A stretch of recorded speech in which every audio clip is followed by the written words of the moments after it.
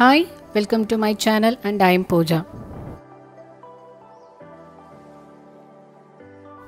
In the video strawberries and banana வச்சு எம்மியான smoothie எப்படி பண்றதுன்னு பார்க்கலாம்.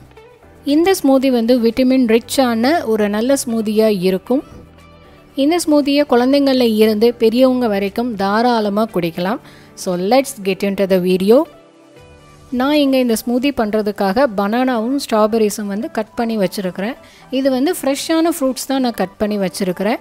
உங்களுக்கு விருப்பம் இருந்துச்சுனா frozen banana and frozen strawberries வந்து நீங்க எடுத்துக்கங்க. அது இன்னுமே இந்த ஸ்மூதி வந்து ரொம்ப திக்கன் பண்ணும். ஸோ இப்போ நான் ஒரு மிக்ஸி ஜாரில் இந்த ஸ்மூத்தி பண்ணுறதுக்கான இன்க்ரீடியன்ட்ஸ் எல்லாம் ஒன் பை ஒன்னாக நான் ஆட் பண்ணிக்க போகிறேன். ஃபஸ்ட்டு நான் இங்கே ஆட் பண்ணிக்கிறது 1 கப் அளவுக்கு பனானா நான் ஆட் பண்ணிக்கிறேன். நீங்கள் எந்த பனானானாலும் ஆட் பண்ணிக்கோங்க, பட் பூவம்பழம் மட்டும் ஆட் பண்ண வேண்டாம், அது புளிப்பாக இருக்கும். ஸோ நெக்ஸ்ட்டு இங்கே ஸ்ட்ராபெரி வந்து 1/2 கப் அளவுக்கு பொடிசாக கட் பண்ணி அதையும் இதோடு சேர்ந்து ஆட் பண்ணிக்கிறேன். இந்த ஸ்மூத்தியோட ஸ்வீட்னஸ்க்காக நான் இங்கே வந்து சீடெல்லாம் ரிமூவ் பண்ணினேன். பேரிச்சம்பழம் வந்து பொடிசாக கட் பண்ணி ஒரு 1/4 கப் அளவுக்கு நான் இங்கே ஆட் பண்ணிக்கிறேன். பேரிச்சம்பழம் இந்த ஸ்மூத்தியில் ஆட் பண்ணுறதுனால கொஞ்சம் ப்ரௌனிஷாக இருக்கும்.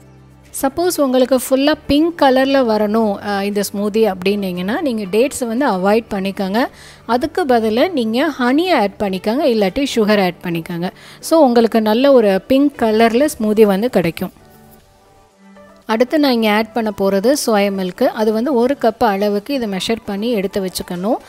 அண்டு நீங்கள் வந்து சோயா மில்க்கோ இல்லை ஆல்மண்ட் மில்க்கு இல்லை பசும்பால் கூட நல்லா காய்ச்சி ஆற வச்சு அது முன்னக்கூட்டியே நீங்கள் ஃப்ரிட்ஜில் வச்சு சில் பண்ணிக்கோங்க. அதுக்கப்புறமா இந்த ஸ்மூத்திக்கு யூஸ் பண்ணுங்கள். சூடான பால் வந்து யூஸ் பண்ண வேண்டாம். இப்போதைக்கு நான் இதை கொஞ்சம் நல்லா ஃபைனாக பிளெண்ட் பண்ணுறதுக்காக ஒரு 1/2 கப் அளவுக்கு மட்டும் நான் இதில் மில்க் ஆட் பண்ணியிருக்கிறேன். தேவைப்படும் போது கொஞ்சம் கொஞ்சமாக ஊற்றி நம்ம அரைச்சிக்கணும். ஃபஸ்ட்டே நம்ம எல்லா மில்க்கையுமே ஆட் பண்ணியாச்சுன்னு சொன்னால் சம்டைம்ஸ் ஃப்ரூட்ஸ் வந்து நல்லா பிளெண்ட் ஆகாது. அதனால் மில்க் வந்து கொஞ்சம் கொஞ்சமாக ஊற்றி நல்லா ஃபைனாக ஸ்மூத்தாக அரைச்சி எடுத்துக்கணும். இப்போ மிக்ஸி ஜாரை வந்து ஒரு லிட்டு வச்சு நல்லா கவர் பண்ணியாச்சு. இப்போ நம்ம இதை பிளெண்டரில் வச்சு நல்லா பிளெண்ட் பண்ணி எடுத்துக்கலாம். சப்போஸ் உங்கள் வீட்டு சைடு ஃப்ரோசன் ஃப்ரூட்ஸ் கிடைக்கலன்னு சொன்னால் ஃப்ரூட்ஸை நீங்களே ஒரு பாக்ஸில் கட் பண்ணி ஃப்ரீஸ் பண்ணி வச்சுக்கோங்க. ஒரு 1 or 2 ஹவர்ஸில் வந்து ஃப்ரீஸ் ஆகிடும். அதுக்கப்புறமா இந்த ஸ்மூதி நீங்கள் பண்ணும்போது இந்த ஸ்மூதி இன்னுமே ரொம்ப திக்காக இருக்கும் அண்ட் சில்லுன்னும் இருக்கும். இந்த ஸ்மூத்தியில் பனானா எப்பொழுதுமே நிறையா போடுங்க. அதில் பாதி அளவுக்கு ஸ்ட்ராபெரி போடுங்க. ஸ்ட்ராபெரி எப்பொழுதுமே புளிப்பாக தான் இருக்கும்.